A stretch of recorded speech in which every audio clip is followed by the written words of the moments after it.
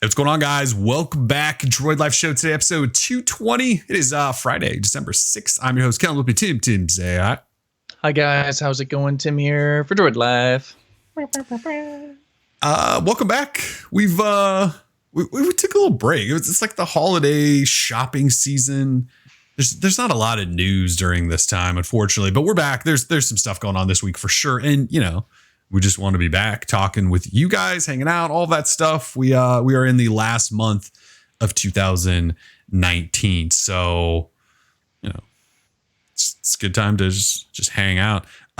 If you are in the chat, let us know how everything sounds. We're working through some changes once again, which we always do. I don't know why, but let us know. So on today's show, obviously lots to talk about. Snapdragon 865 is the big news of the week. We'll talk about 5G and some other stuff there. I know that's sometimes awful, but there's some big stuff going on there. We have new 5G networks from T-Mobile and AT&T, I believe, since we were last on air. Motorola is going to try to make a comeback. We have a December Android patch for some phones, just not the Pixel 4. Just weird. There's Galaxy S11 renders from a week or so ago. There's quite a bit of stuff. As always, though, if you're new around here, we do trivia at the end of every show. So trivia is once again back. So trivia, what we do is we ask questions at the end of the show. You answer, and if you're right and first, you get prizes. And this week we're doing $10 Google Play credit to everyone that wins. So you could win $10 in Google Play credit if you participate at the end of the show. We have a giveaway running right now. The folks at Sprint reached out and said, "Hey, you want to give away a phone?" And we said, "Yeah, let's do that." So we have an LG G8X to give away, and that includes the dual screen accessory. So LG didn't make a foldable; they made a sort of two-part folding thing. I don't know how. It's a dual screen. It's a dual screen thing. So the G8X is very much like the G8, and then it has this accessory that attaches to it that gives it a second screen, and you can play between them. They work simultaneously. You can play games on one, use one side as like a controller. They've actually done sort of a unique take on what could be sort of a foldable. Anyways, we're giving one away. So if you haven't entered, go to the site, Google Sprint G8X Droid Life giveaway. That's probably the fastest way to find it, if I'm being honest. Do that. Enter. It's free to enter. We're going to announce that winner next week, I believe. Next Wednesday at 10 a.m. Pacific. Next Wednesday. And then final note before we get going here, charity drive. So if you're new around here, this is our second charity drive that we've done, where we take like 3 months and accept donations that we then donate to a good cause. Right now, we are running a charity drive for the Cancer Research Institute. So October, November, December, this is the final month for taking donations for Cancer Research Institute. And what we do is 100% of what you give during the show through like super chats, that sort of thing, through YouTube, if you're watching live, we take 100% of those and give them to the Cancer Research Institute. So the last time we did the Oregon Humane Society and gave hundreds and hundreds of dollars to the Oregon Humane Society, I think almost $1,000 bucks. It was like 800 and something. I'll have to go back and look. For Cancer Research Institute, we're doing the same thing. So if you want to donate, feel free to. Every single penny you give will go to them. And we had a couple of good shows before we took a 2-week break where we took in quite a bit of money. I think we're going to write a pretty fat check at the end of the year because F cancer. Yeah. F it to death. Okay. So before we get going, I guess we got some donations. Eric dropped $3 Canadian, said, "Thanks for the entertainment and news, guys." You're welcome. Appreciate you as well, Eric. Gary the Fireman dropped $10 at F Cancer and F Jackie? I don't know who Jackie is. Gary the Fireman said F Cancer and F I don't know who that is, Gary, but yes, on the F Cancer.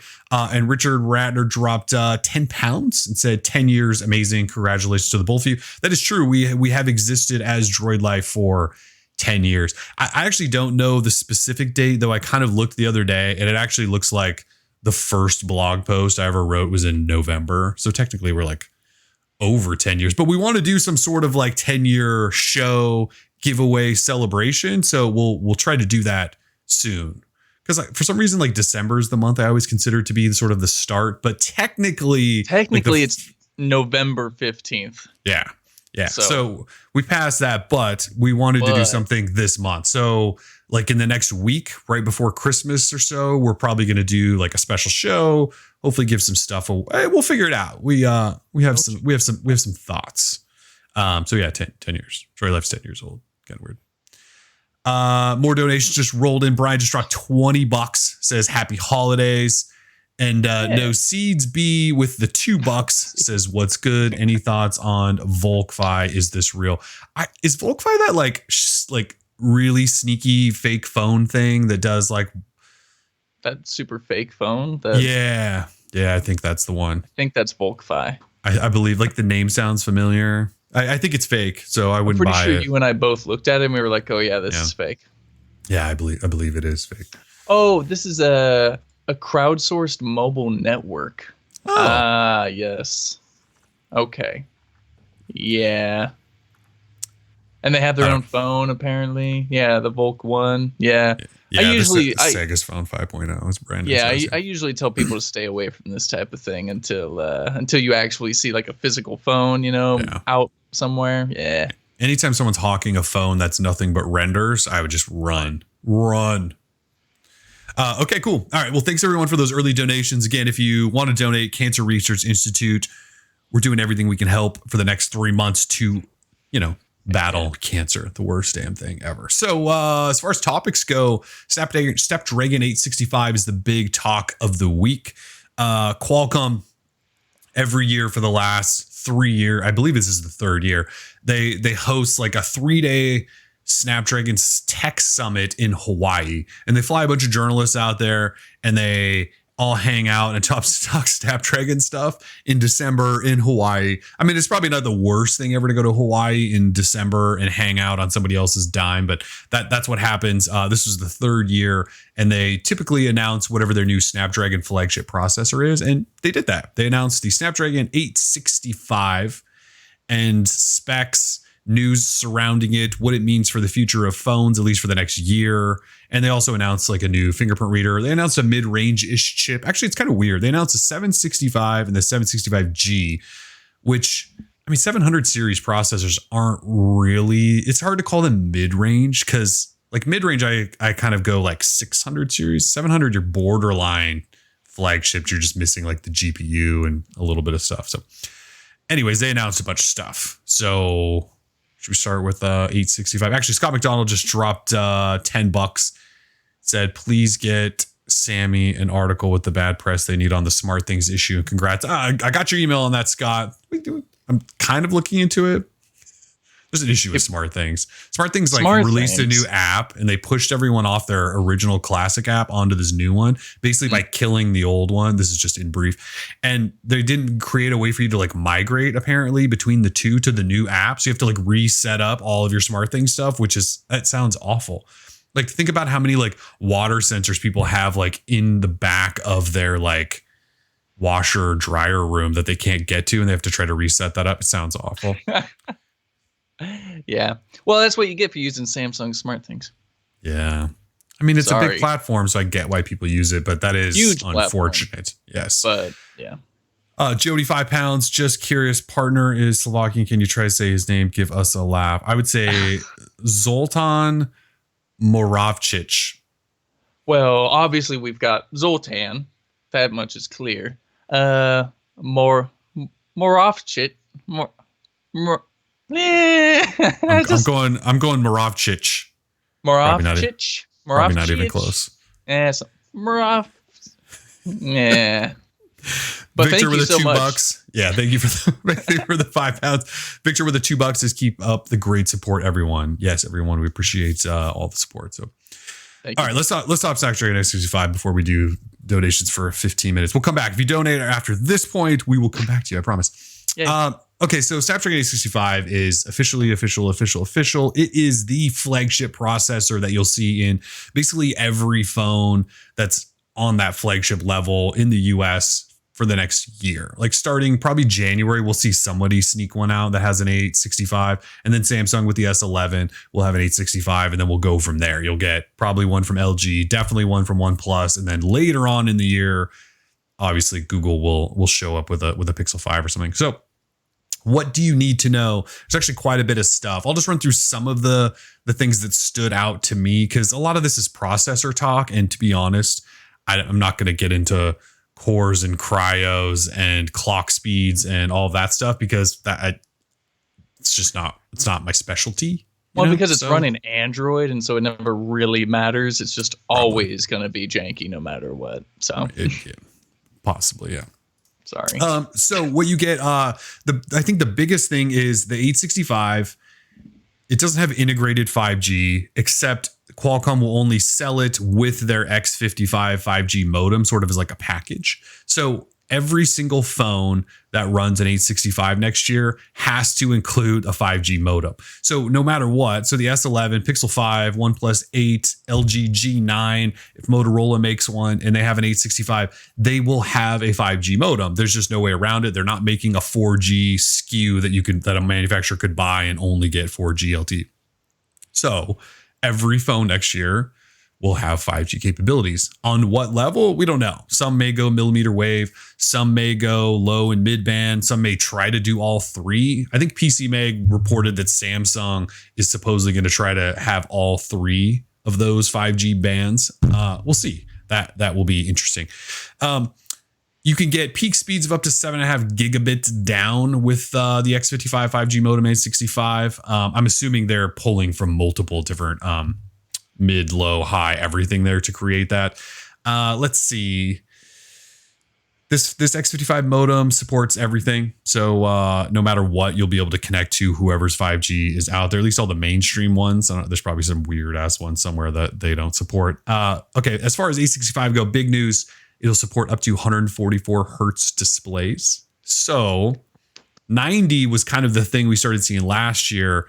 And now you're probably going to see like Samsung, for example, is probably just going to jump right past 90 and just go like 120. I don't know if anyone's going to do 144. We'll probably see like Asus do it, right? And I think Xiaomi or whoever else is making gaming phones will probably like go crazy, do 144. But my guess is we'll probably see like 120, definitely 90s. So this supports up to 144, which is kind of crazy. That's a Quad HD plus. At 4K, it still is only 60 hertz, but Quad HD is kind of the standard. And so up to 144. As far as camera goes, we now have up to 8K video recording, 200 megapixel photos. That's 8K 30 frames per second. It also captures Dolby Vision. First officially supported Dolby Vision capture, which is awesome. GPU performance 25% better. So gaming, anything that revolves the graphics processing unit will quarter faster, 25% faster. They built in a whole bunch of gaming features because, gaming's a big thing on mobile. So there's a whole bunch of new specialized gaming things like a game smoother, color booster. It supports 10-bit HDR, GPU drivers, and all that good stuff. Wi-Fi 6 there, Bluetooth 5.1 there. It does a lot. There's actually quite a bit of new stuff in this. As far as overall just performance from the 55 to the 65, I think it's sort of a 25% boost, but like in real world usage, I don't actually think you should go read a non-tech. They're right up on the 865 because they dive into that sort of stuff. And it's a boost, not huge. So performance wise, not, but they baked in a whole bunch of features that might be cool. I mean, I don't know if I need 8K video recording. Supposedly Samsung's doing it, right? I don't have an 8K TV. I'm probably not going to own one in the next like decade. So I don't know. Somebody might. Yeah. So some stuff. Again, the big takeaway is the 5G portion of this. I know we clown on 5G a lot and that it's not anything at this moment in time. And when everyone says 5G is here, we kind of say, look, 5G is not. Stop saying that. What Qualcomm's doing, though, by pushing everyone to have 5G chips, your phone will have 5G. That doesn't necessarily mean you're going to connect to a network at all times because these carriers still haven't built those out. But your phone will be capable. Yeah. So even if you buy, that's like a OnePlus 8 next year, Galaxy S11, and you're on Verizon, for example. This is actually, I kind of want to write a post about this, but it's like into territory where it would be a hell of a project. So Verizon, for example, only has millimeter wave, which sucks, right? I mean, no one likes millimeter wave unless you're standing right next to the tower. But it's the fastest. It's the fastest if you can ever attach to it. So like if you buy a phone from Verizon, right, it'll say like it's 5G ready. That's what they're going to say, 5G ready. And if you don't live in a millimeter wave city and stand on the corner of the block that they have it, you're never going to get 5G from Verizon. And then like a year from now, though, when hopefully they release something that's maybe mid-band 5G, then hopefully you'll connect to that. But so like Verizon, it's going to be a while probably. T-Mobile, on the other hand, if you buy a 5G phone, they have nationwide 5G now. They launched it last week, or no, this week, right? It launched this week. So if you buy, they already have 2 5G phones that'll work, but if you buy the Galaxy S11, you'll connect to T-Mobile's 5G. It's low band 5G. It's not the super fast stuff like millimeter wave, but you'll get on 5G. Won't be super fast. But like Verizon, you're probably never going to get it, but you're future-proofed, sort of. That's kind of where we're at. Like no one's network is quite there. Your phone will still have it so that when they do get there, you will connect, if that makes sense. It's a good move. I mean, I don't see it as a bad thing necessarily. Yeah, I mean, as long as like including this X55 modem doesn't just destroy batteries, and it shouldn't. It should be fairly efficient. If you don't have millimeter wave enabled, it's probably going to be fine. Like T-Mobile's, like the current phones are selling right now for the launch of their network, OnePlus 7T Pro 5G and the Galaxy S10 Plus 5G. Like those phones work on their low band, and they will also work on the Sprint mid-band 5G. Should these two ever combine, and like those phones should just work. They like the battery drain shouldn't be obnoxious. They should be just as good, if not better, than your LTE. It's the millimeter wave that kind of kills everything, which is weird that Verizon is so stuck with that. But yeah, so you're gonna buy a flagship phone next year, assuming you do. Mm-hmm. It will have 5G. You may not ever connect to 5G, but it will have 5G. It's kind of the takeaway, I think. I mean, the 865 sounds nice. Got some cool stuff going on there. We can update the GPU drivers on it through Google Play. Kind of a big deal, right? Like I know gaming bros like love updating GPU drivers. It's like their favorite thing to do on Windows computers. You can do that on your phone now.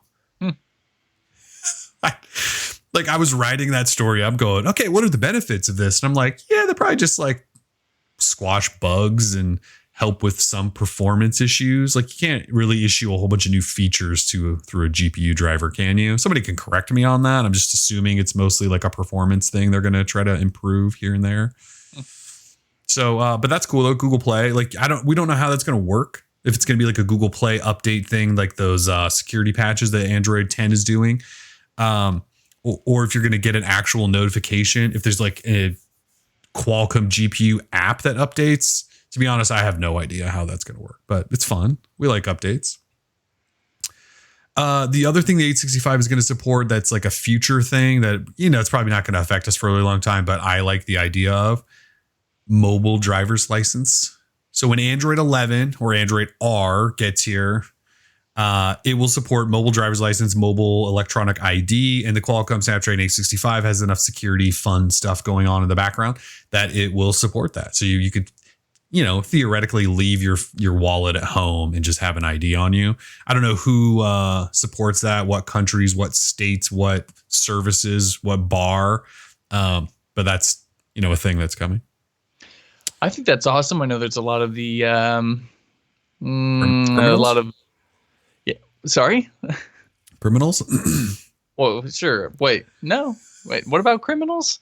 There's just a lot of people who probably like, I'm never going to hand my phone over to a cop, and all that stuff. And like, yeah, I totally get that. Like, I get if it you too. want, yeah. And that's a fine opinion to have or whatever. But for me, I just see it as like a convenience thing.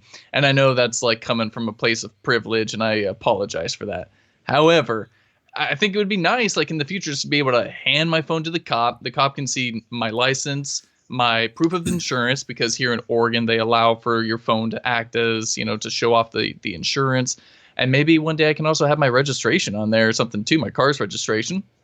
And like, I don't have to fuddle with going into my glove box. I just hand over my phone, which I know probably sounds stupid, or at least I can show it to him, right? While I hold it, maybe. I don't know.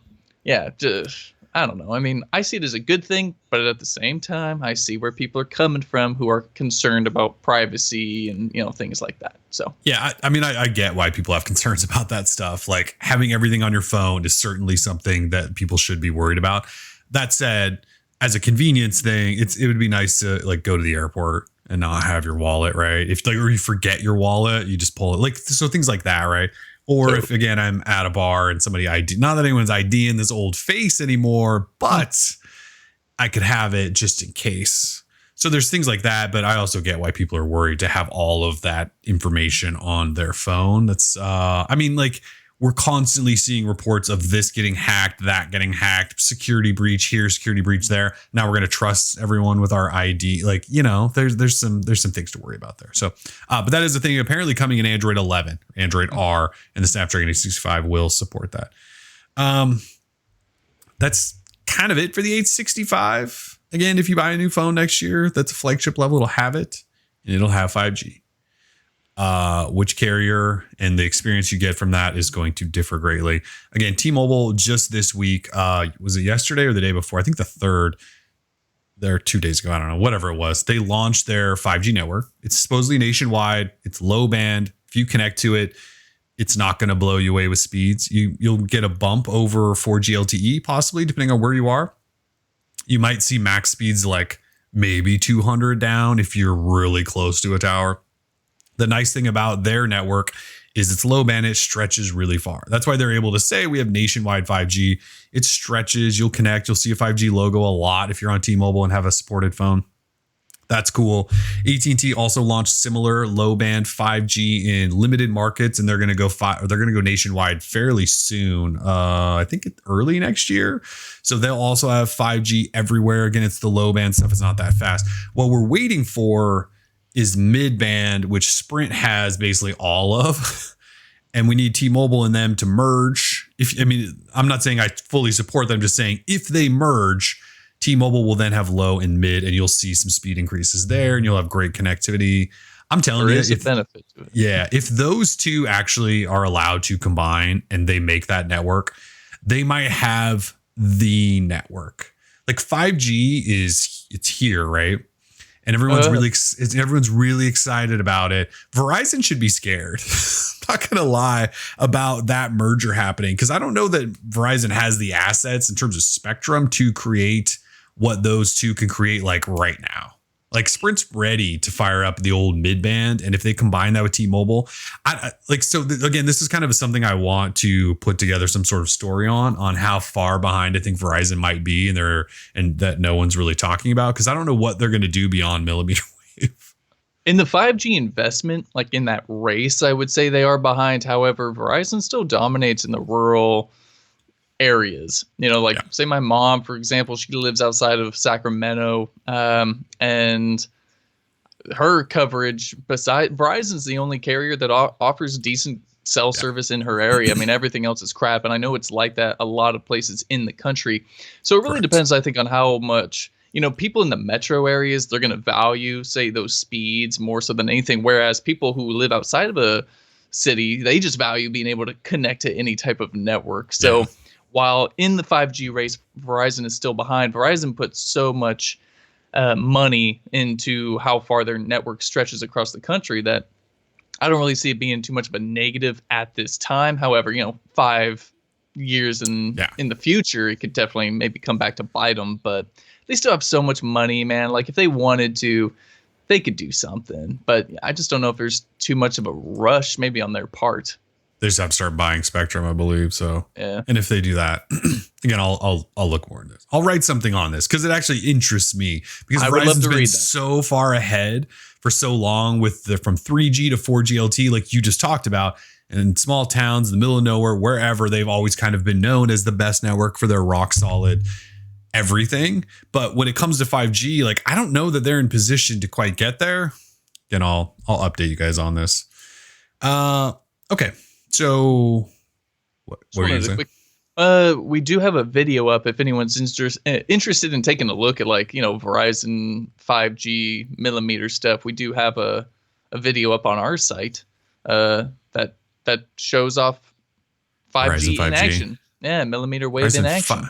5G ultra wideband millimeter wave. Yeah. So we download check it out. gigabytes and gigabytes of data in seconds and overheat a Galaxy Note 10 plus 5G. Yay. S10 plus 5G Note 10, I can't remember. I think it was a Note 10 plus 5G. I think so too. Yeah. Either way, we killed a whole bunch of data and also murdered the phone, melted it almost. Bye data. That's kind of weird, if you think about that. Like, I mean, that was actual data. We downloaded it, deleted it, and then downloaded it again. Like, where'd all that data go? It was a total waste. It was. It wasn't our phone, so it's fine. Nope. Not our data. It was Verizon's data. That's right. Yep. Suckers. Rashad says, I think Verizon knows something that we don't. They may. There's going to be a bunch of unlicensed spectrum, I believe they're going to try to use to help. And again, I don't want to just throw a bunch of stuff out there before I have this all lined up, but I think they're lacking in low and mid-band spectrum, and I don't know what they're going to do. Again, I'll try to confirm all this. I don't want to put a bunch of wrong information out there. How often do they sell spectrum? I think the FCC just opened up some. They're probably going to open up more. The 5G thing is very, very, very, very, very, very confusing. Rumor life. That's Sarah's right. Yeah. Yep. I don't really want to get into that. So that's why I'm kind of holding back on before I'm just shitting all over Verizon's 5G feature. Okay. Motorola. Let's talk about Motorola for a second. Motorola will always, just hold a little piece of the heart. And that could change. You're right there. That's right. They didn't invite us to their Razer thing. They took the stage at Qualcomm's thing and talked about their future. First of all, they said for the last 5 quarters they've been profitable, which may sound weird to everyone because they haven't released any notable phones. But what they're doing is selling a whole lot. Well, so they cut everything down, so their operating costs are probably nothing, and then they're selling a whole bunch of mid-range phones to everyone that their margins are probably great on and things like that. So that's what I think they said 5 straight quarters they've been profitable. And I believe, and that's after who knows how many years of not being profitable. So it's worth noting. But they're doing that with medium or mid-range phones. However, they said with the launch of the A65, it is time to return to the premium segment. Because if you think about it, when was the last premium phone they made? The Z2 Force or something? Yeah, some Z. Because remember, the Z3 came out and it was using the previous year's Snapdragon processor. Remember, a whole bunch of media went to Chicago for it, and they showed this phone, and we all went, "Did you just say the Snapdragon 821?" Or we did something like that. We were something like that. Yeah. Did you really just say last year's processor? Yeah. And then they just tried to brush it off, and then we all just wrote the phone off because we're like, this isn't a competing phone. And then this year with the Z4, they kind of did something similar. I don't even know what the processor is in the Z4. Actually, is it a 600 series, 700? I can't even remember. It's not a top tier phone. So they, again, 2 years in a row, no real flagship presence. They said 2020, they are returning. They're returning to the premium segment. And to be honest, I'm sort of excited. Not that I have a lot of trust in what they'll do. However, we just need some more options. I feel like the last couple of years, we've really seen the shrinkage of choices. Obviously, Samsung phones have always been there. We like Google's phones. I know a lot of the rest of the world doesn't, but we like them. We consider them a choice. And the OnePlus phones, we like their phones a lot. I'm talking just Droid Life. I don't know the industry damn trends. We know everyone just buys Samsung phones. But in our little neck of the woods here at old Droid Life, Samsung, Google, OnePlus. And then, LG's kind of fallen off. I feel like they haven't done much cool, new, fresh in a while. And then Motorola obviously disappeared because we don't really review mid-range phones. It's not really in our realm. So we've got 3 choices. And I'm excited for some Motorola to return. Let's just see what they can do. By the way, the Razer, I know it's $1,500 spec-wise and stuff. It's not a premium phone. I know they're considering it a premium because of the price. It's not really, right? It's I wouldn't say that it's a premium device necessarily spec wise, but it's certainly a premium, very sexy device. It is. Still want it, but yeah, I mean, Motorola, they shunned us, and that's totally fine. That's up to them. But it is just know, I mean, we where never would they forget. be? We never forget. No. Pair VR. for. I'm just kidding. I don't have any plans to like hate on Motorola because of that. Nah. I don't get offended like that anymore. I've been doing this for 10 years. We've been doing this for 10 years. People can shun us all they want. Damn it.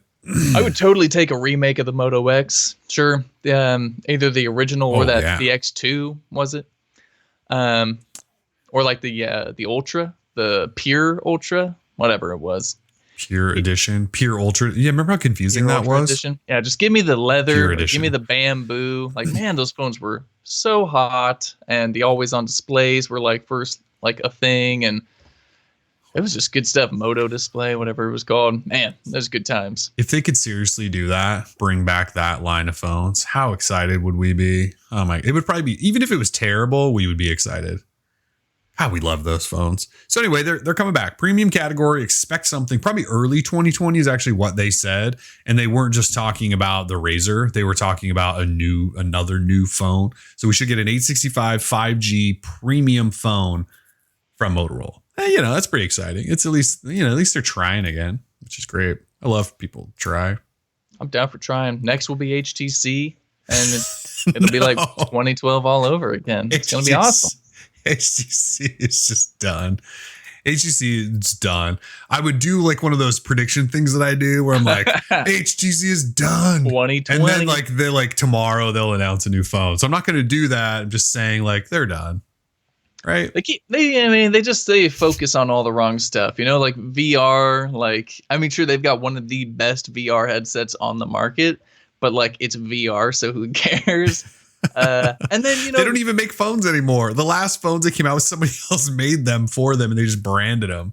They got those awesome Bitcoin phones, though. Yeah, the Exoduses or whatever. That's right.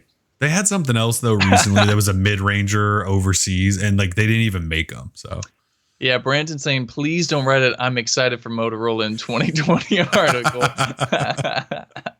I kind of need to now, though, don't I? Super excited. It is exciting. Really, you make a fair point, so I totally would. Tempted to. I'm super excited for the comeback. Maybe we should just write the article that says, please make your premium comeback as the rebirth of the Moto X or something. That might be more fun. That could be cool. Jot that down, someone. Jot that. Remind us. What we need is a 2020 Moto X. Yeah. Yeah. Okay. HTC CEO said 2020 they'll be back. Where? Somebody show me this. Somebody show me. And who's their CEO these days? Because I forget her name right off, but she left, right? Cher? Cher. I think Cher left just to do VR a while ago. Oh, here we go. In October, stopped apparently innovating on smartphones. I'm reading. 2 weeks ago, the company announced Wang was stepping down. Oh, yeah. Cher Wang just left like a month ago. This shows you how closely we follow HTC at this point. They hired somebody else. How exciting. I'm reading. Bring it back. Hey, if they're coming back, that's great. He likes 5G. What else does he like? The 2020 would be the starting point for 5G. I don't know what he's saying. All right, that's good though. If they're gonna make the attempt, I'm down with that. Yeah, well, in September of this year, I see a headline from Forbes saying virtual reality with 5G looks to be the future for HTC. So that's not going to do it. Because again, who cares about VR even with 5G? So yeah, I got faith. If they're going to do it, let's do it, HTC. I think I liked one or two of their phones like 4, 5, 6, 7 years ago. Oh, don't be ridiculous. They got some good stuff. Their hardware seems solid. I think, their software took a little bit of a dive. Yeah, but they sold all those people to Google, It's not going to take, a ton of smart people, I think, to outdo what that team's been doing over with Google. So, oh, man. I like that. There's some shots fired, folks, right there. That's pretty. That's a hot take. That is quite the take. Woo. Okay. I could do better for less than $1 billion, I think. So be it. Hey, possibly. Anyway. All right, let's talk Android update for the month. This might be a short show. December's Android patch is here for most Pixel phones. So this is number one, the final update for the Pixel XL, the original Pixels. This is it. They're done. Google said we skipped November. We're going to patch some things in December, and that's it. So original Pixel XL, you're done for. Rest in peace, good friends. As for everyone else, the update is already out for the 3A, 3, and 2. You can grab that bad boy now.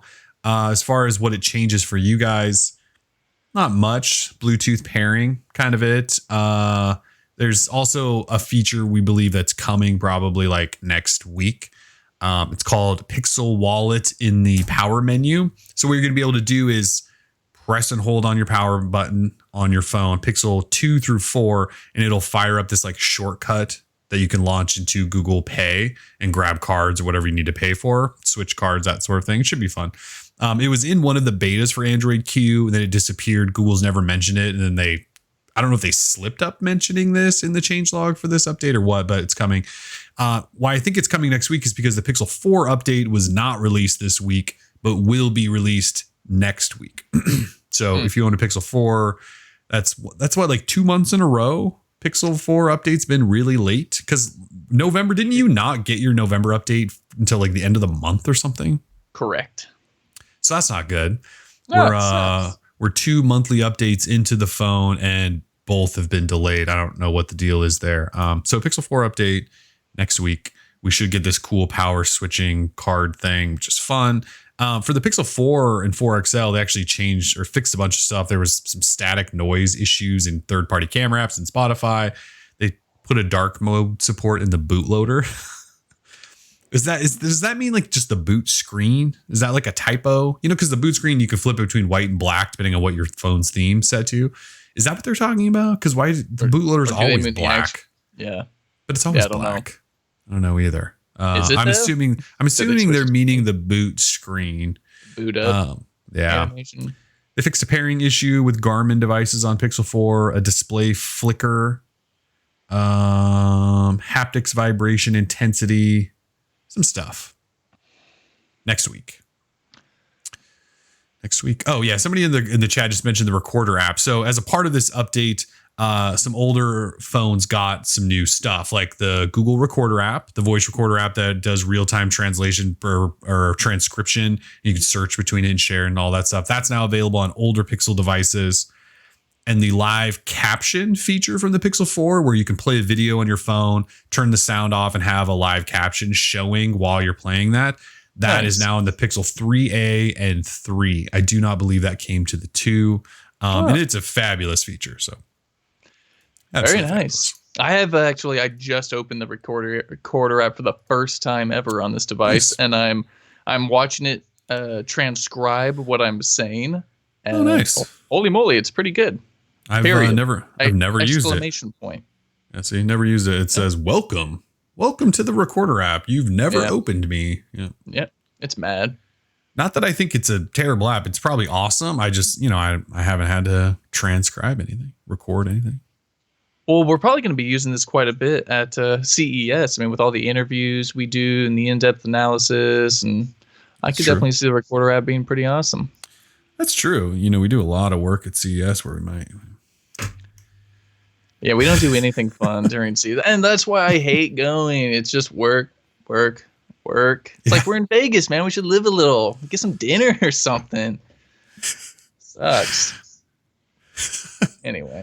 In case you guys don't know, Tim's like completely joking. We don't do much work, and we do go to dinner like every night and drink plenty, that sort of thing. CES is a great time. If anyone's going to be in Vegas this year for CES, or if you live in the area, feel free to hit us up. We always love hanging out with people. I love meeting people, shooting the ish. Yes. I think we're there the 5th through the 9th or something. I swear we shorten the trip every year because CES is CES. All right. This is a couple week old news now because we took a few weeks off, but S11 renders from Sir On Leaks have dropped. So we're pretty sure we know what the S11, S11 Plus, and S11e all look like. They look Note-ish. They have the centered hole punch, no double wide hole punch on even the 11 Plus. We're just going singles up there. And on the back, though, holy camera housing.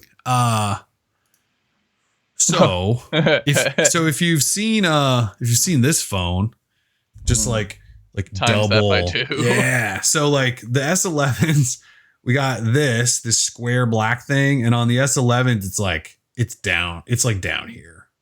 Has somebody done the like Photoshop meme here where it's like the whole thing is like a black camera housing?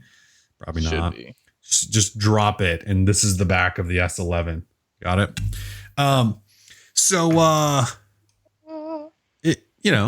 It looks like they look like Samsung phones. Actually, kind of remind me of Huawei phones a little bit. Not gonna lie. That polish back with the like the edges to them. Something about them reminds me of Huawei phones. Maybe it's like the cutout thing around the power buttons or something. I'm not totally sure. They look very, they look Samsung-y too. Not gonna take away from Samsung's design language, but the camera setup. Well, what are the rumors? 108 megapixel sensor on the back. 5x zoom, I think. 8K recording.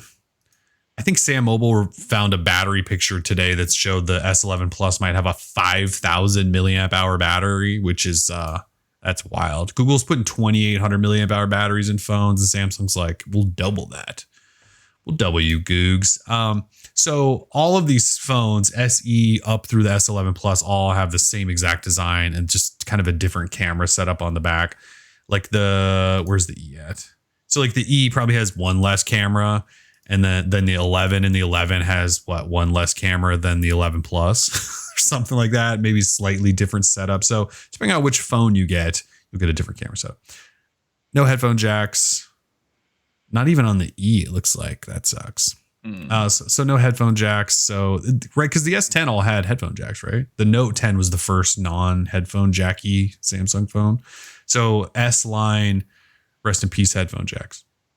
Right? I'm pretty sure my E back there has a headphone jack. Yeah, I'm looking at a 10 Plus right now, and I see a headphone jack. So yeah, so S11 will be the first S line with no headphone jacks. Sad times. Is this a 10? Yep. Oh, yeah, dude. Woo. Big old headphone jack. Yeah. Big old headphone jack. That's the like ceramic jack. one. Yeah, I got that white ceramic still. Holy moly. I will say though that after being the early hater of this design on the back, and Samsung's going to double it, right? I prefer that to what you just showed me. I never liked that straight across the back thing of the. Yeah, I never liked that. I'd rather have this. I don't know why. Maybe I've just, it's because I've changed. This doesn't look bad at all. Like I like what Samsung's doing with this big old camera housing. It's so big. I mean, yeah, it's totally large, but hey, man, this thing might have some killer camera action going on. So the cameras are going to be stupid good. Yep. Yeah. Trevor, I've changed. I've certainly changed. Well, yeah, I can admit change. Kellen's getting a little less crusty. Speaking of change, God. This is just gross, right? So yeah, kind of on that note, the next thing we were talking about was actually this Galaxy Watch Active 2. I wrote a probably unnecessarily long piece about how I think if you want a smartwatch, you should just buy this watch. I'm no longer a Wear OS fanboy. I apologize. To those of you who were with me on that journey, it was a good journey. The Fossil Gen 5 is still back behind one of these shoulders. I think I updated it yesterday, and it took about 7 hours to update because it can't actually update an app and the software at the same time without like melting into its charger. So I think it did it, but this is I mean, I could focus it up here, but that's like a lot of work. Watch Active 2. This is the 44 mil. I also had a 40 mil for a while that I was testing. This is the best smartwatch you can buy. Just Tizen sucks, but this thing do notifications good? I don't like the notifications as good as on Wear OS. But when you kind of just like accept that like It's not. They're okay. You like the other stuff because it does fitness stuff without dying in an hour, right? So like a week. So what kind of got me to write this post was I spent a weekend. I was like, let's see how long the battery on this thing lasts. So like on a Saturday and Sunday, wore it with GPS for a couple runs and all day and all night to do sleep tracking. Didn't take it off for 2 full days, and it lasted through that. Wear OS watches, they last like a full day, but and that's probably not while taking them on a run. Also, that's just using notifications. So battery life, great. It's telling me to stand up now. It tracks sleep, which that doesn't. The display is so good on this thing. Like you can see all punchy colory that is right there. It is, yeah. I don't need to talk too much about it because I know not everyone loves the smartwatch scene like I do. If you want a smartwatch, though, just buy it. And for Black Friday, it was like $50 off both of them. Just buy it. Just buy it, he says. Just show us all the Samsung apps on your Pixel. Yeah, so yeah. Gotcha. I know. I do have a Galaxy Watch app. The thing is, Wear OS guys, you also have to have a Wear OS app. So now I have just the Galaxy app, It probably installed a bunch of garbage in the background though, like plugins or something, but we're just going to ignore those. We're just going to ignore those, okay? This watch, though, it actually feels modern and the performance doesn't stink. And yeah, that's all I have to say about that. You should buy one. If you want a smartwatch, you should buy this one. Not any of the other ones, just the two. This thing. I have a Galaxy Watch. It sucks. I didn't use the Watch Active. I've heard people say it's fine. I've used older ones. They weren't good. This one is actually good.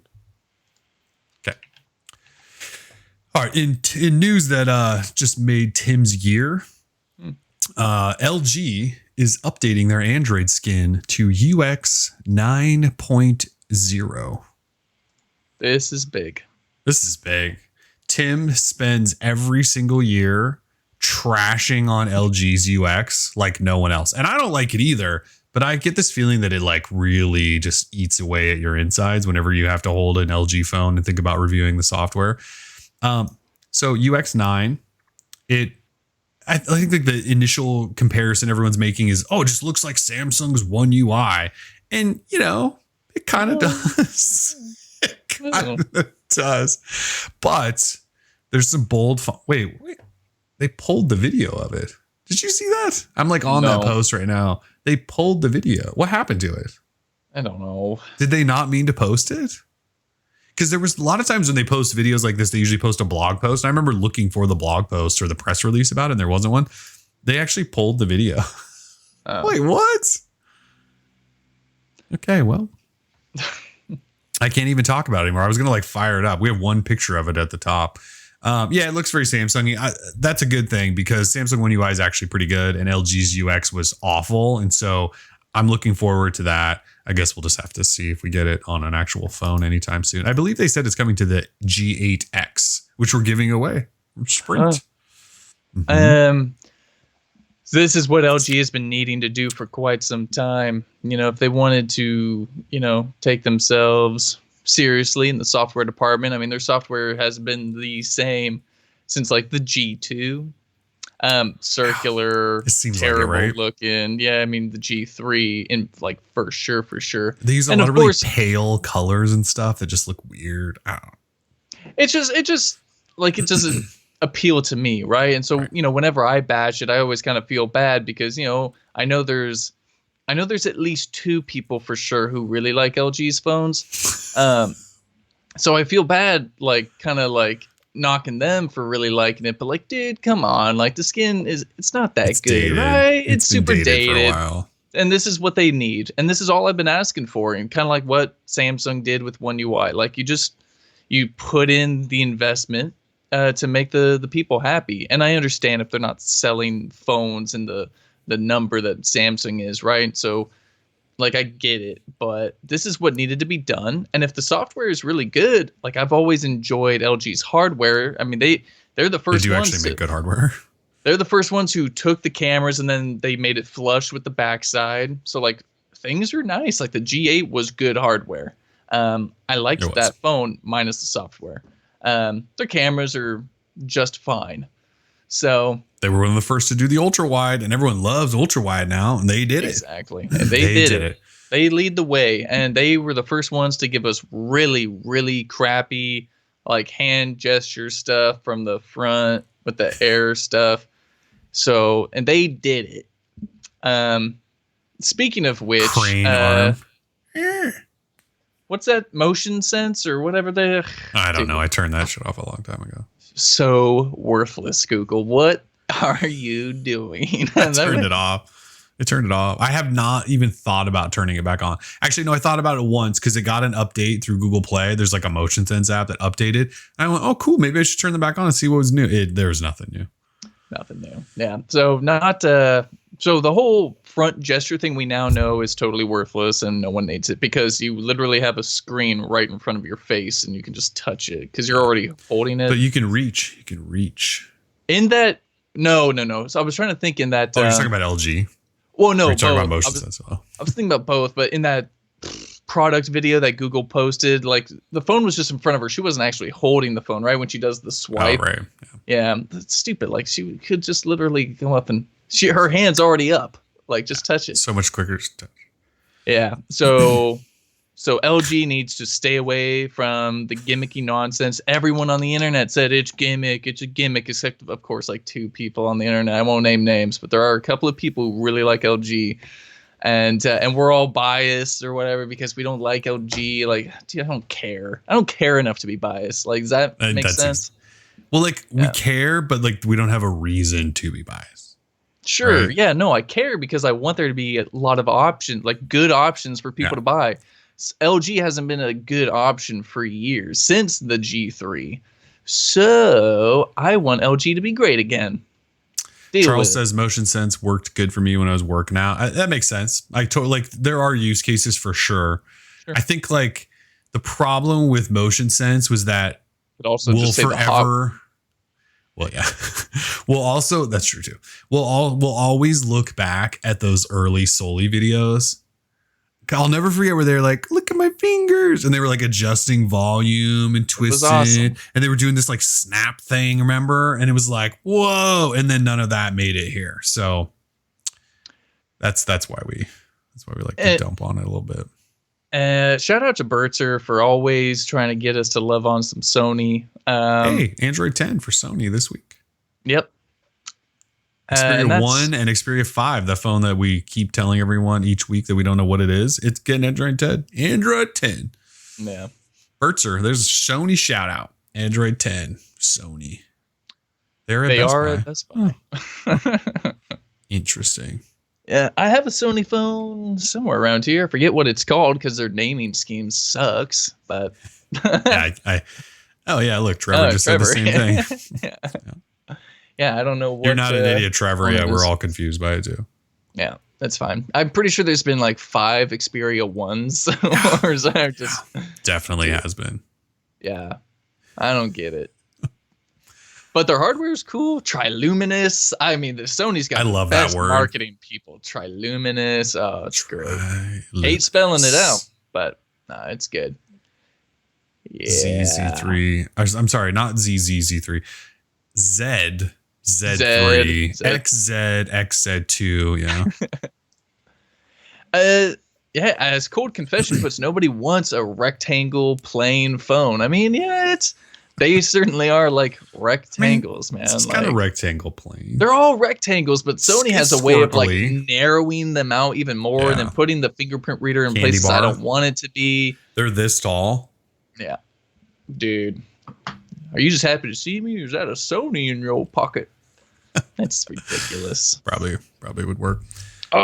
Anyway, so back to the point there. LG's updating their skin, and that's sort of exciting because I want to see what it actually looks like. I apologize they pulled the video and we didn't like download it. I didn't think they actually mistakenly posted that thing. So speaking of candy bars, real quick, what is Essential up to?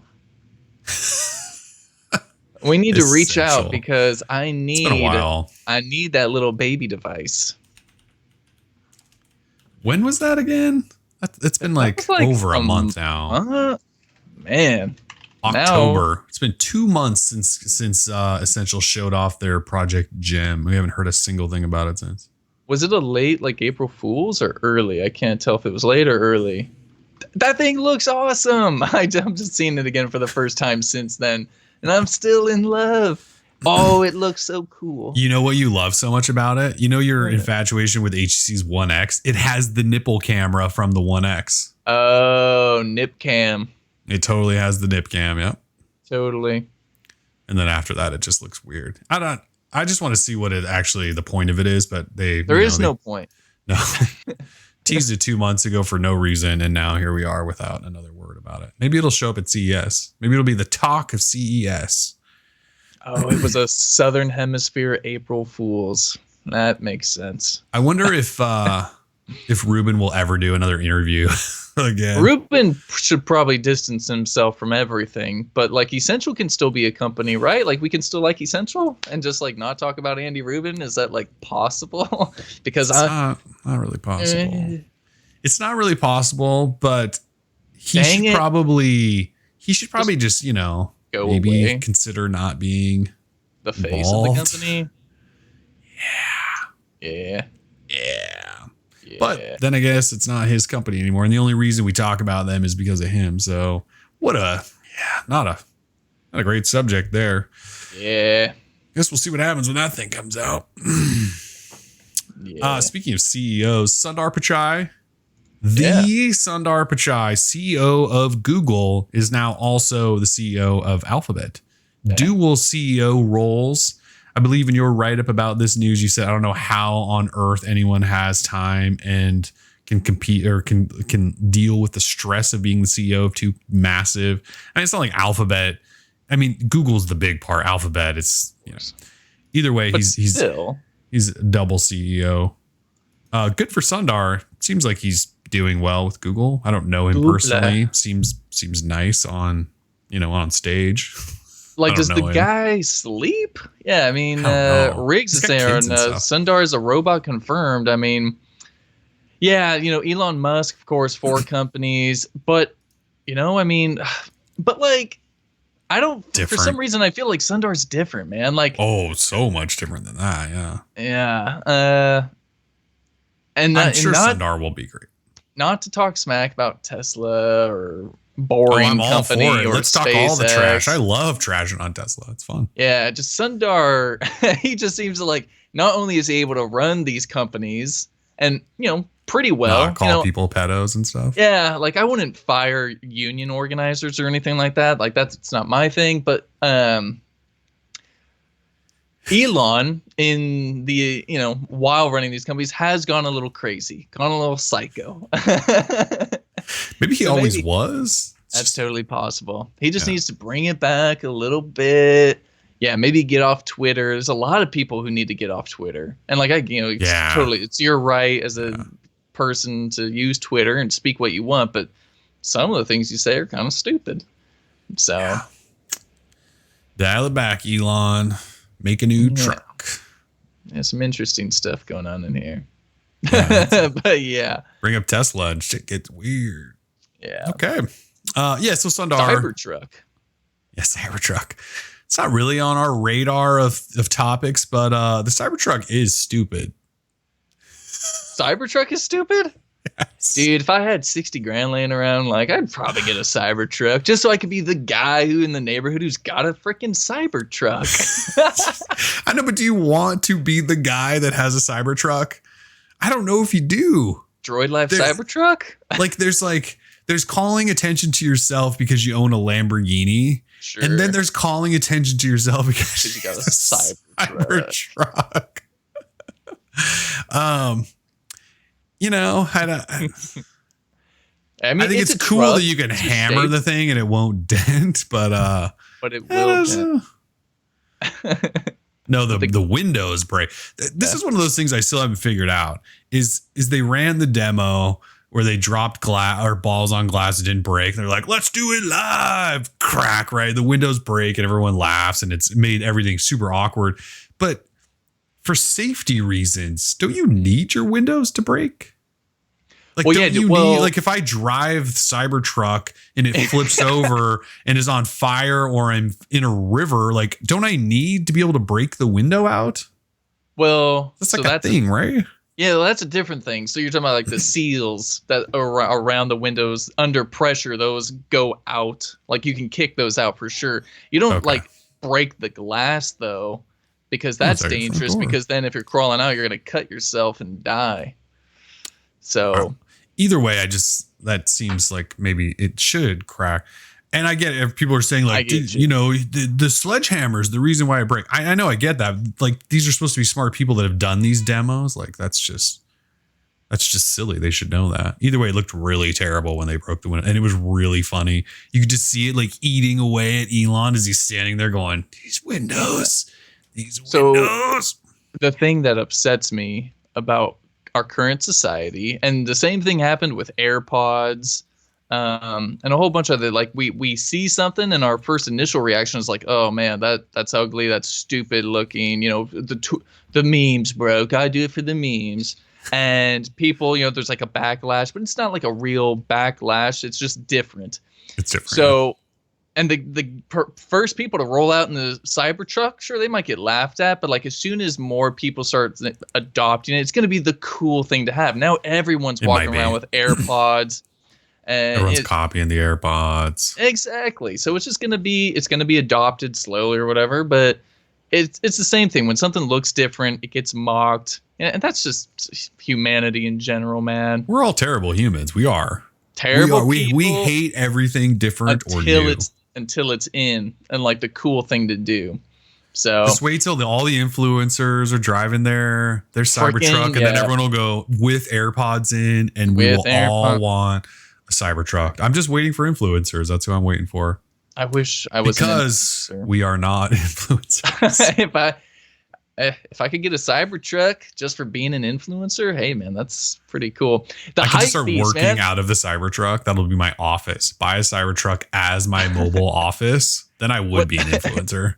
Here's the Instagram picture I'm really not looking forward to. It's going to be some dude with the tailgate of the Cybertruck open. It's going to be nothing but like Yeezy boxes and Supreme sweatshirts. And he's going to say giveaway. And I'm just gonna have to kill myself. Oh, it's the Hypebeast truck. It is. You're right. It's the Hypebeast truck. It's gonna be wearing a frickin' fanny pack or like one of those like, you know, chest things bag, that go around. Definitely a chest bag with way too much Supreme and some Yeezys and a bed full of extra Yeezys and Supremes. Oh no. That's totally happening. Dude. So we're all doomed. We are, dude. The thing is, like the Cybertruck, because of your explanation of people hate everything new, but it'll be cool. It had a chance until what you just said. It will never now be cool because of the Hypebeast influencer bros that are going to be driving them. Oh no, douche tubers. No. Yeah. Basically every like YouTube gamer guy. Shout out to the influencers. Love them so much. Y'all ready for some trivia? Yeah, let's do trivia. Let's do that. Trivia. Let me get my lights going. Hotness. Oh, I actually fixed my lights. I could turn on some colored lights too these days. Oh, trivia days. All right. If you're new around here, we do trivia at the end of every DL show. It is 5 questions, and 5 winners. So 1 winner per question. You just watch live, hang out in YouTube. So at the end of the show, we do this. You can type your answers to the questions as fast as you can. As you type those, and we look at our chat. And if you're first to answer correctly on our screen, because your screen may be different, we have that live feed. You might have a slight delay. We will shout your name out. You win a prize. It's very simple. Tim yells the question out, not yells it. He speaks it. We put it up on the screen. You have multiple ways to do this. Some people in the chat are typing 144p. That's because, you know, they're trying to get that super quick connection. Sometimes people pull up in my driveway. Whoop, whoop. I don't see anyone today. So it's open if you want to come pull up right now. And that's pretty much it. What you win today. Oh, I haven't seen Eric today. Yeah. What you win today is $10 Google Play credit if you are a winner. So everyone that wins, all 5 winners get $10 Google Play credit. That's pretty much it. I'm on my back. Okay, so today we've got Qualcomm edition to celebrate the launch of the A65. This is not in no way, shape, or form sponsored or anything by Qualcomm. I just felt like, hey, it's let's freaking Qualcomm theme it. So Sarah's on the way. Sarah, Not here yet. I'm on my way. Brett just typed rip Eric Ortiz. Come on now. Just because the man doesn't show up once. Good luck on that work Wi-Fi, Sarah.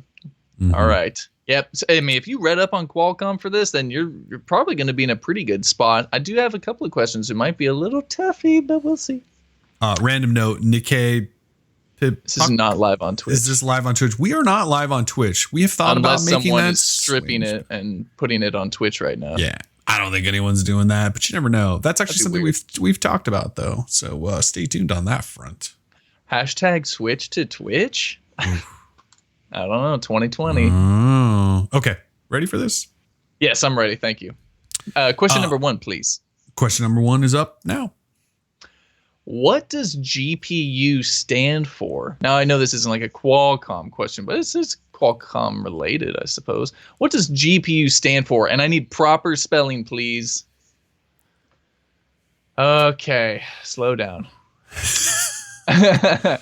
All right, so I got to go with Zachary Webb, who's got the full graphics processing unit, all spelled correctly. I can't accept graph processing. I can't accept graphic processing.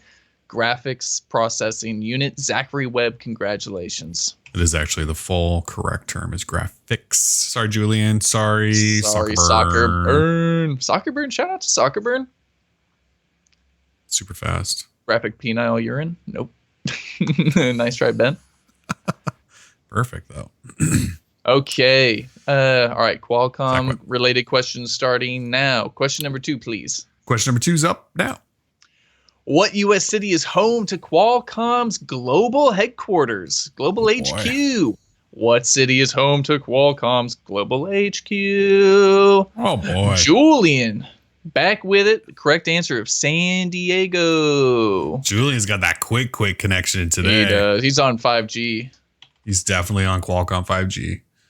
Congratulations, Julian. Winner of $10 Google Play credit. Nice. Coronado. Nice.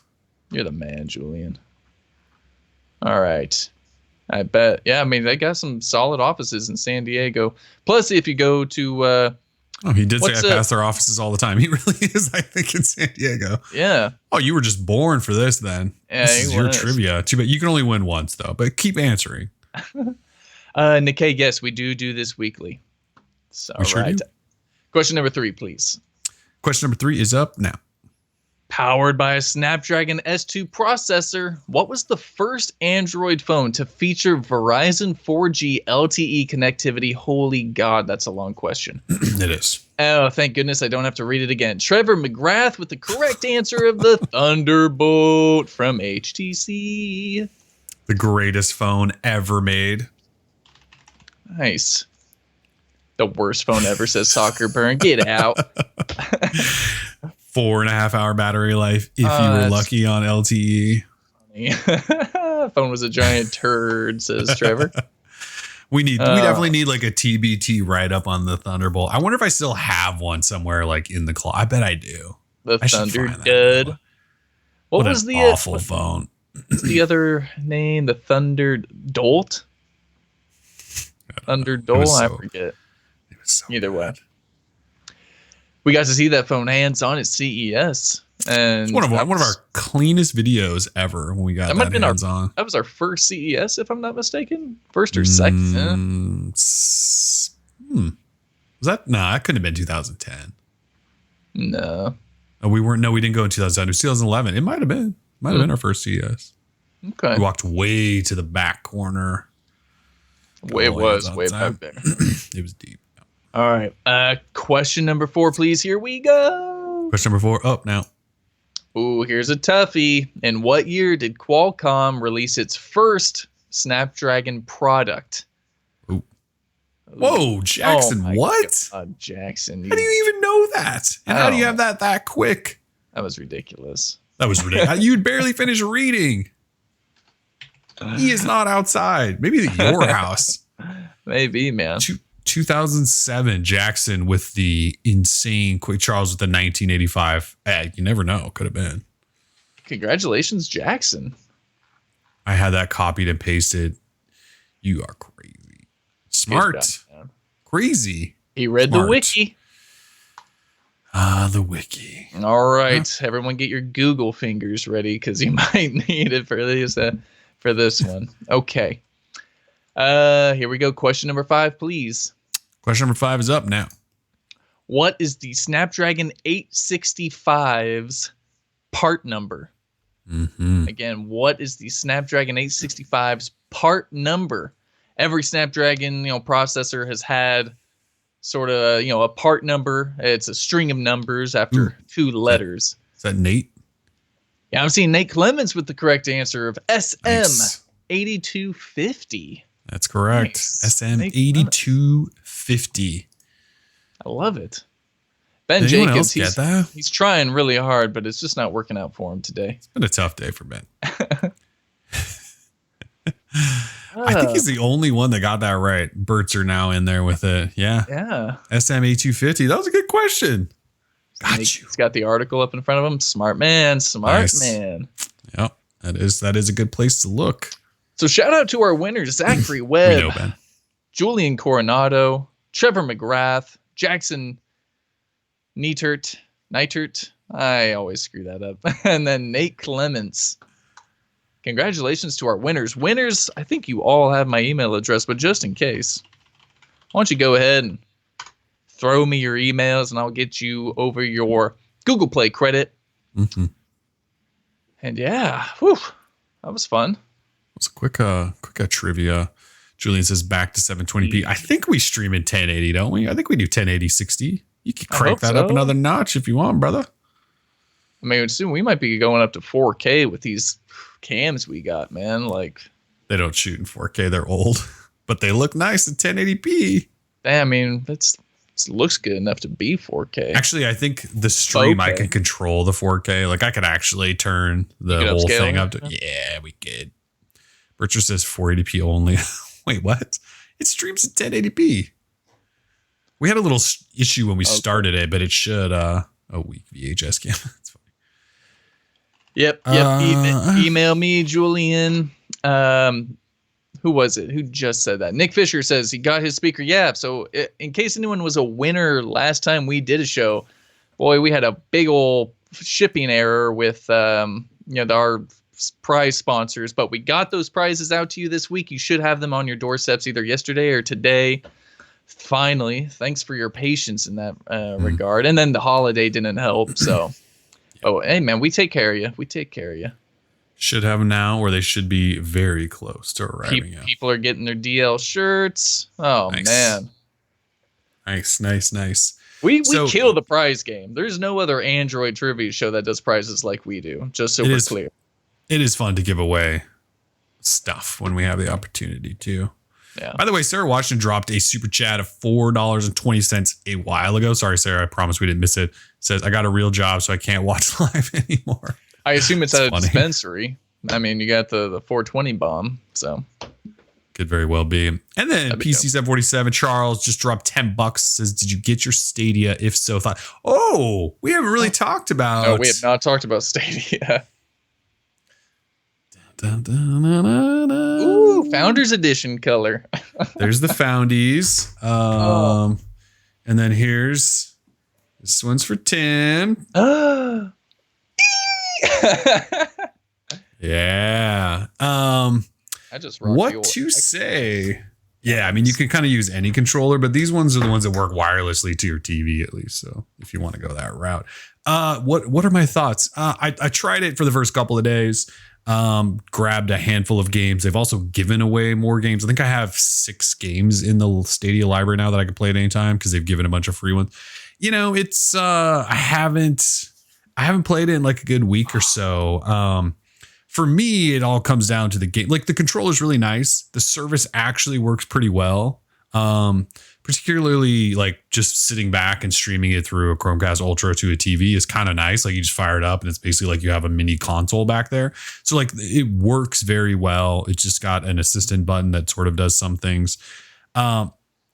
My problem is just the games. I'm picky. I basically just play first person army style shooters.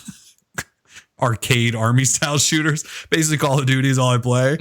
So if you can come up with something similar to that, like when it gets Borderlands 3, I may try it. It's at least first person. May try that. But yeah, for me, it's just been games. Actually, if they would put any of the Lego games on, I would totally play those. Like if they put Lego Harry Potter on, I'd probably play that. Like there's some stuff I would play, but like it seems like Charles says Destiny 2 is fun. Like Destiny 2, like I don't know anything about the Destiny games. I walked through the tutorial of it and then it put me in this open world, I think, and I had no idea what was going on and I didn't want to take the time to learn it. So I have no idea. I downloaded this game called Guilt, which was built specifically for Stadia. I think they're the only ones that have it, maybe.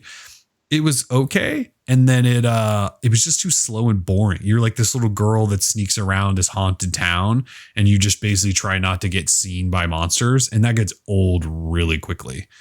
Farming Simulator's on there. Have not played that, so I don't know. People I always thought that was like a joke game, but apparently people want to really sin that they're a farmer. Mm-hmm. Do they have to do like, is the whole like, the tariffs and all that stuff, is that affecting Farming Simulator 19 or no? It's okay. There's probably a bailout functionality in there.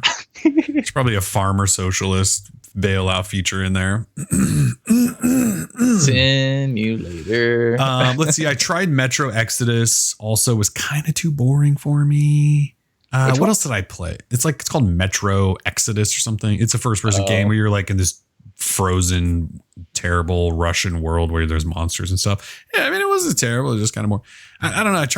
I swear I tried to play something else. Oh, there's it's like a samurai showdown game, sort of a fighter, Street Fighter style game. Not really my thing. I suck at them. So I don't know. Like when NBA 2K20 comes out, maybe I'll play that, but that's not out yet.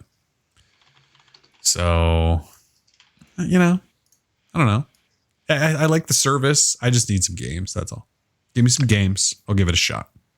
There's no games on the service, man. That thing sucks. And there's something about paying $10 a month for access to this and still having to buy games on top of it and not even getting really good discounts. I feel like some of the discounts are okay, but I'm not going to pay $40+ for Mortal Kombat game. I'm not going to pay the $60 for Red Dead Redemption 2. Mm-hmm. I understand it's still relatively new, but I'm just going to hold off. And I really thought Black Friday, we might see some some game they sales. They said there was going to be Black Friday deals, and then there weren't. They've kind of just had a sale going for 2 weeks, but I thought Red Dead would go on sale and I was going to buy it for Black Friday, and then it's still full price. So, I don't know. I like the idea. The problem is when it comes to gaming, games are what we look for, right? We don't just sign up for a service and just hope something's good. We buy that's why you buy an Xbox and then you just go buy whatever games you like, because that's the whole point. And so with this limited library, it's been kind of tough to get super excited about it. So I'm just waiting for something to grab my attention. That's all. Yeah. Right now there isn't anything.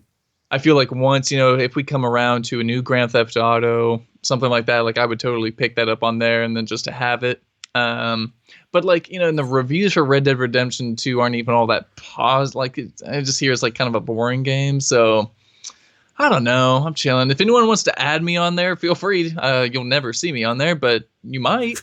Name's Timotato, Timotato, and we can hang out.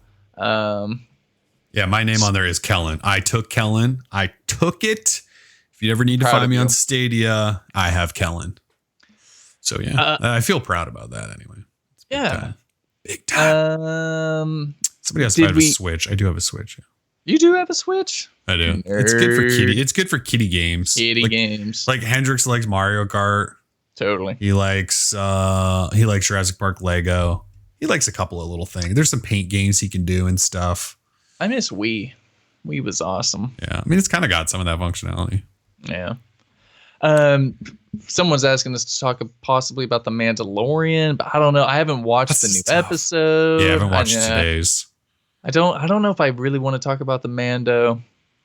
Mario Kart is a man's game, but kids also love it. It's fun for the whole family. My friend Ellis. A man's game. Sorry, did not mean to insult all the men playing Mario Kart. I am one of them. Yeah, we can't really talk about Mandalorian. I just don't like. It's one of those things where like, well, I haven't People seen this haven't week's, seen it. and I just hate to spoil things. I mean, I think everyone knows about Baby Yoda. Yeah, everyone knows about Baby Yoda. Did you pre-order the plush toys? I did not. They're not coming out till like May. I was like, I'm not gonna pre-order this thing like 6 months in advance. Yeah, it seems silly. And plus, you could go on Etsy, and people already have like their own Baby Yodas. Those people are gonna get sued to death. What are they doing? I think it's totally cool under Creative Commons. It is. They're doing it. All right. Well, good for them. Hopefully they don't get sued. All right. Yeah, Baby Yoda is awesome. Baby Yoda is the cutest damn thing. I think maybe if you sell it as like a what's the word I'm looking for? Cosplay accessory or something. Really? I don't know. Maybe. That's too funny. Either way, bless Etsy. I love Etsy. I do too. Yeah. All right. I don't think we have anything else. We will probably try to be back most of the rest of the month, even though the shows might be lacking in subject. We'll still have fun. And we want to do, again, a show to sort of celebrate 10 years of doing this with so many of you. Yeah. It's, we'll get through the end of the year. It's usually a slow grind, but it's fine. Yeah, thank you to everyone again who donated today. Yeah, we'll obviously at least have one or definitely two more shows, I think, this month to wrap up our cancer donation drive. So, yeah.